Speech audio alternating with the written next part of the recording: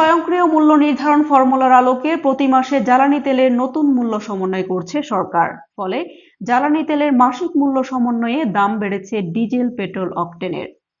এদিকে সম্প্রতি বিশ্ববাজারে জ্বালানি তেলের মূল্য কিছুটা হ্রাস পেলেও মার্কিন ডলারের বিপরীতে টাকার মান কমার কারণে উল্টো জ্বালানি তেলের মূল্য বৃদ্ধি হয়েছে। এ দফায় অকটেনের দাম 131 টাকা, পেট্রোলের দাম 127 টাকা ও ডিজেলের দাম 107 টাকা 75 পয়সা নির্ধারণ করা হয়েছে। সমন্বয়কৃত এই মূল্য 1 জুন থেকে কার্যকর হবে।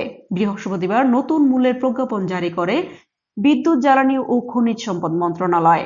প্রজ্ঞাপনে বলা হয়, প্রাইসিং ফর্মুলার আলোকে ভোক্তা পর্যায়ে ডিজেল ও কেরোসিনের বিদ্যমান মূল্য 107 টাকা থেকে 0.75 টাকা বৃদ্ধি করে 107.75 টাকা, পেট্রোলের বিদ্যমান মূল্য 124.50 টাকা থেকে 2.50 টাকা বাড়িয়ে 127 টাকা এবং অকটেনের বিদ্যমান মূল্য 128.50 টাকা থেকে 2.50 টাকা বৃদ্ধি করে 131 টাকা নির্ধারণ করা হয়েছে।